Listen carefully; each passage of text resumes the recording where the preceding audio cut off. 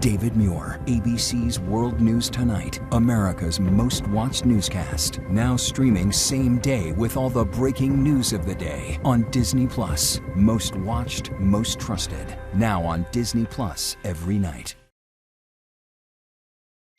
Tonight, the deadly weather conditions impacting millions, flash floods in the east, devastating fires in the west, and a dangerous heat wave spreading across the country. We begin with those floods, a state of emergency in Kentucky, at least 4 people killed, a church lifted off its foundation by floodwaters, multiple water rescues, and first responders going door to door to evacuate homeowners. The western fires turned deadly where Utah meets Colorado. 3 firefighters killed when flames overtook their position. The largest fire in the U.S. has now grown to the size of Philadelphia. Utah's governor bans personal fireworks for the week. Plus, the extreme heat forecast this week, more than 100 million on alert. How hot will it be for the holiday week? Our weather team times it all out. Also tonight, the U.S.-Iran ceasefire is being tested again with new attacks from both sides. Iranian drones and missiles targeting Bahrain and Kuwait. The growing tension over who controls the Strait of Hormuz. The race against time in Venezuela. Dramatic rescues days after the earthquakes, but rescuers face impossible odds with nearly 60,000 buildings damaged or destroyed. A skydiving tragedy, 11 killed when their plane took a nosedive right after takeoff. A horrifying death at a popular resort. Guests watched in horror as a crocodile dragged a man out to sea. An urgent warning tonight why more than 900,000 bottles of heart and kidney medication are being recalled. Growing outrage over this hard foul on Caitlin Clark. A teammate accuses the WNBA of failing to protect one of its brightest stars. Tonight, the coach of the player who was suspended is speaking out. Serena Williams set to make her Wimbledon comeback and what she did after she was invited to play in the tournament. And pride across the country, the joyful and colorful celebrations from coast to coast. From ABC News World Headquarters in New York, this is World News Tonight. Good evening, everyone. Thank you so much for joining us on this Sunday. I'm Lindsay Davis. We begin tonight with the extreme weather from coast to coast, deadly flooding in Kentucky, deadly fires in the west, and a dangerous heat wave moving east. The floodwaters in Kentucky have left a trail of destruction, overwhelming roads, homes, and communities, and triggering dramatic rescues. At least 4 people have died. In the west, 3 firefighters lost their lives after they could not find an escape route or shelter from the fast-moving flames near the Colorado-Utah border. 2 others were injured. States of emergencies were declared in Utah and Colorado, and more than 100 million Americans are on alert as a dangerous heat wave unfolds this week. The scorching heat is coming from the Midwest and moves east as the holiday week gets underway. By Wednesday, it will feel like the triple digits from Washington, D.C. to New York City. ABC's Morgan Norwood leads us off with the state of emergency in Kentucky. Where it went. Tonight, deadly flash flooding in Kentucky. Torrential rains triggering dozens of water rescues and swamping entire communities. This video posted to social media showing the moments after firefighters pulled a driver to safety, nearly swallowed by the rising floodwaters. Some counties hit with record or near record amounts of rain. Yeah, I'm not trying this. WKRN's Liz DeSantis from Cumberland County. You can see the road I'm standing on has just completely crumbled away into the water below. Debris left behind on the bridge. People still working to clean up after the waters came up over the roadway here. In Madison County, roads turning into rivers. This powerful, fast-moving flood sweeping this church off its foundation. Governor Andy Beshear declaring a state of emergency after at least 4 people were killed. In Bullitt County, emergency crews going door to door, pulling residents from homes surrounded by rising floodwaters. It's been hectic. It's been a long day. A lot of people didn't want to vacate their homes. In Spencer County, children waking up to find their neighborhoods submerged. I guess it's kind of scary. In our backyard, it has a lot of water, and I was just in the water. It was warm and cold at the same time.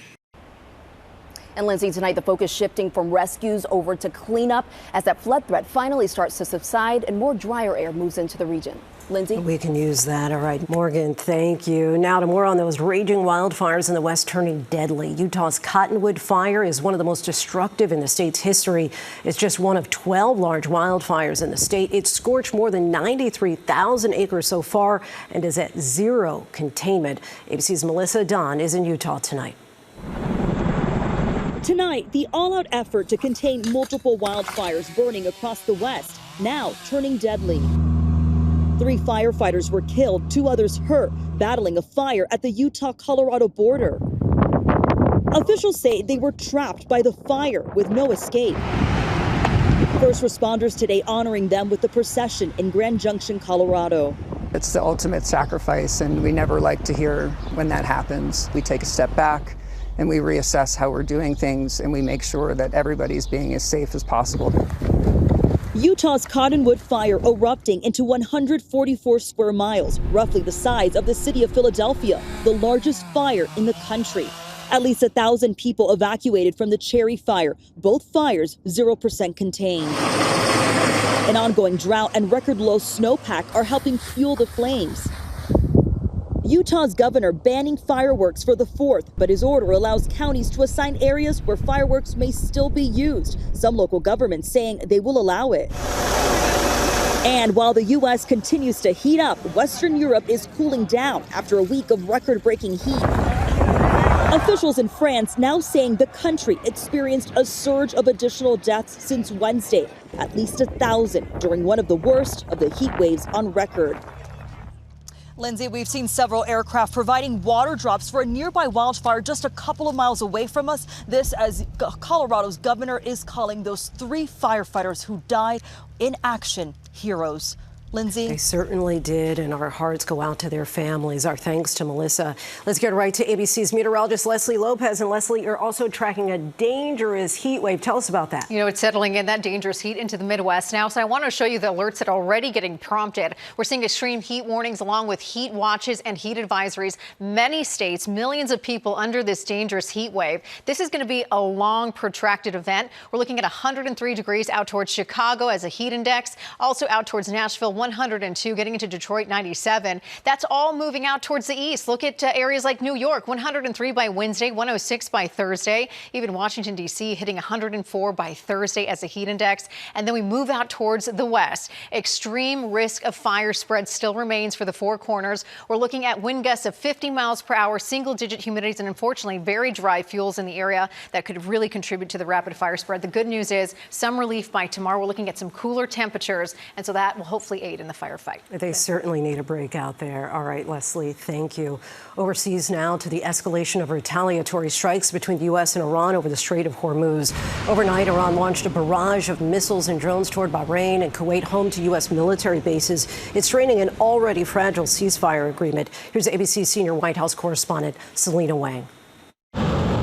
Tonight, the U.S. and Iran escalating threats and attacks.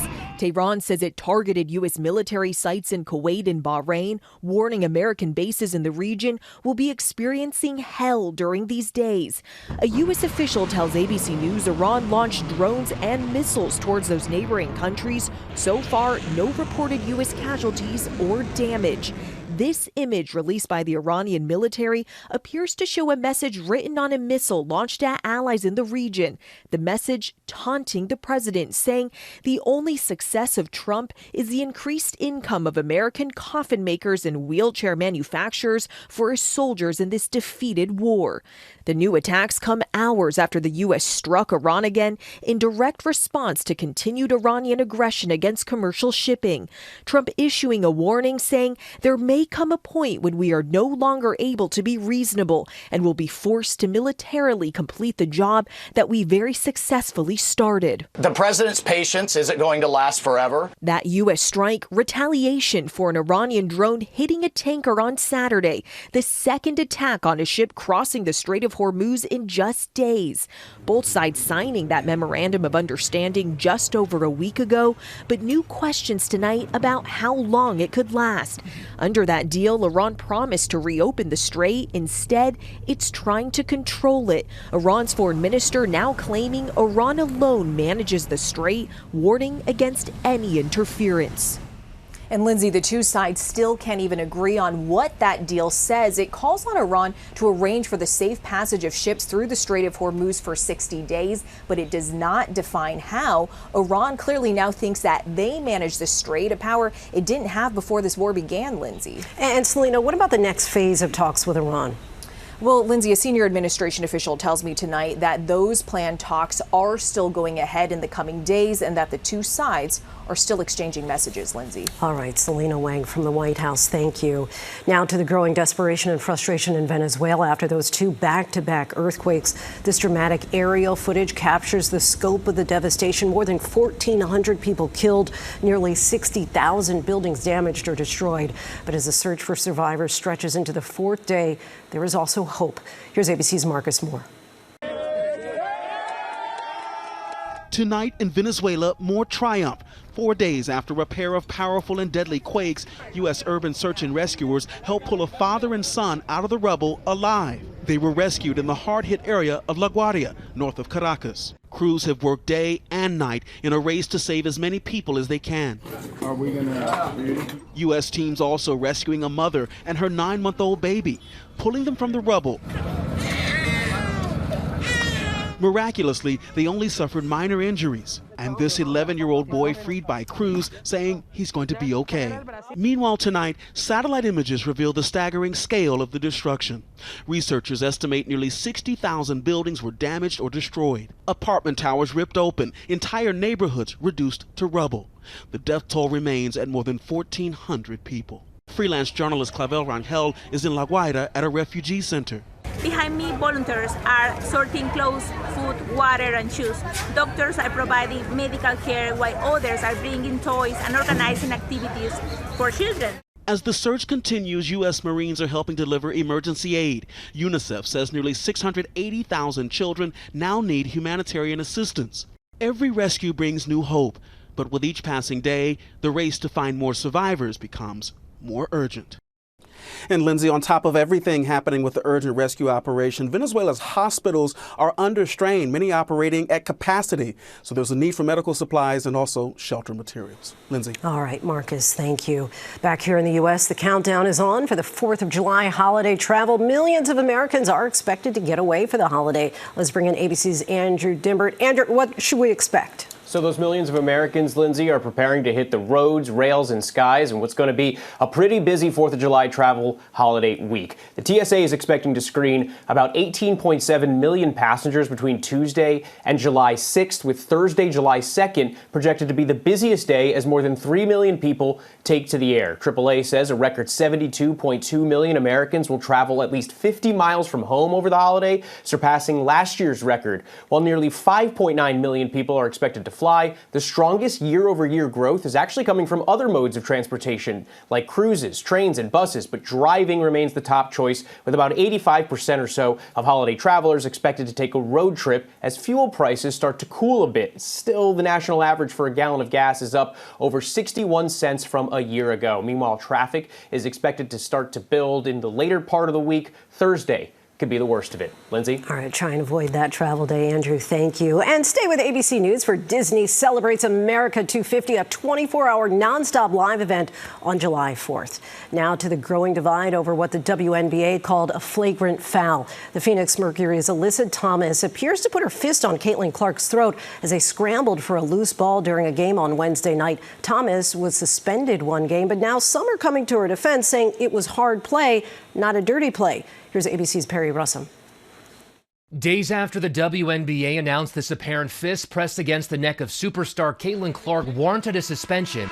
To the ground and ooh. Tonight, her Indiana Fever teammate Sophie Cunningham speaking out on her podcast, saying the two-time All-Star is being targeted and more needs to be done to protect her. They're definitely targeting her, and the league and the refs do nothing to protect her. The growing discussion across the league and beyond stems from this moment Wednesday night. Phoenix Mercury forward Alyssa Thomas falling on Clark, scrambling for the ball. At one point, Thomas appears to push into Clark's neck. A hand to the neck. Absolutely disrespectful. We have a generational talent and a WNBA superstar. No foul was given during that game, but the WNBA reviewed the play and issued a flagrant foul against Thomas and suspended her for 1 game for recklessly making contact with her fist to the throat area. Mercury coach Nate Tibbetts questioning the investigation process, saying he's disappointed with the suspension. The goal is to clean up our game, but I do think it's important not to rely on social media screenshots. This is a slippery slope, and let's watch the whole play, the whole game. Tibbetts standing up for Thomas, a WNBA veteran and 6-time All-Star, calling her a tough competitor, not a cheap player. I think it will be important for the commissioner to address what she believes are important key areas of emphasis for officiating so that this doesn't continue to be like a lightning rod issue. Clark is also known as a physical player. She has 5 technicals on the year, and she has complained about the refs. She left the game on Wednesday with a back injury. Not clear if that is tied to the foul, Lindsay. All right, Perry Russum for us. Thank you. There's so much more ahead on World News Tonight this Sunday, including a deadly crocodile attack at a popular seaside resort and the urgent warning why 2 drugs to treat heart and kidney disease are being recalled. Next tonight, a serious accident involving one of Boston's famous duck boats. One of those boats overturned as it was being towed on a ramp leading into the Charles River on Saturday afternoon. Fire officials in Cambridge say 11 people were hurt, 1 seriously. Massachusetts State Police and the U.S. Coast Guard are investigating what caused the accident. Overseas now to a deadly skydiving plane crash in northeastern France, killing 11 people. Everyone on board the plane died, including 5 nursing students. Authorities say the plane may have suffered a malfunction and nosedive shortly after taking off. The plane was taking part in a parachute jump. And in Mexico, a horrifying attack at a resort. Authorities say a crocodile dragged a man out to sea to his death. This happened Friday evening at a Marriott resort in Puerto Vallarta. A couple from California says that they heard screams and rushed to the water, but the victim disappeared. His body was found offshore on Saturday morning. The resort has not commented. When we come back, Serena Williams reveals what she did right after she was invited to play at this year's Wimbledon. To the index now, in an important recall involving 2 prescription drugs. Amgen is voluntarily recalling more than 900,000 bottles of Corlanor, which treats chronic heart failure, and Sensipar, used to treat chronic kidney disease. According to the FDA, the pills could be contaminated with a foreign substance. They were distributed between October of 2021 and last December. Serena Williams is about to make her return to Wimbledon. She takes the court on Tuesday, beginning her long-shot quest for an 8th singles title. Today, Williams told reporters that she had to talk herself into accepting the invitation to play after 4 years away from tennis. And she won't just be playing singles. She plans to team up with her older sister Venus in doubles. And a milestone for a comic genius. Mel Brooks, who hit it big as the 2,000-year-old man, he turned 100 years old today. He went on to produce hit after hit: Young Frankenstein, Blazing Saddles, The Producers on Broadway, just to name a few. And Brooks isn't slowing down. He's preparing to bring back his character from Spaceballs when the sequel premieres next year. When we come back, the joyous and colorful celebrations of Pride across America. Finally tonight, rainbows from coast to coast today as Pride was on display. Pride Month celebrations across the country reached their crescendo today with parades filled with music, color, and a message of belonging. In New York, an estimated 75,000 marchers and 2 million spectators. Some parade goers proudly displayed their own stories. Others carried their pets. In Denver, Pride Day was celebrated in every corner of the city. In San Francisco, supporters marched from the Embarcadero to the Civic Center, turning the annual celebration into a powerful show of solidarity. We need to bring a message that says we are human, we are here, and we need to be respected. One participant said it took decades before he felt comfortable celebrating publicly. It took me 50 years to come out of the closet, and I'm not going back. I come every year to Pride to make up for the years I didn't come to Pride. And Washington, D.C. We're all about coming together in one. Whether you're black, you're white, you're Asian, you're Hispanic. It's about coming together in love.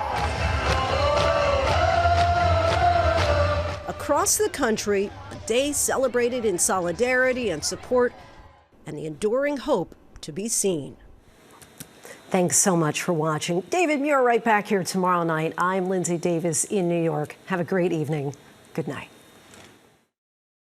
David Muir, the most trusted, most watched newscast in America. And now, World News Tonight has won the Emmy for Best Live News Program for the 4th year in a row.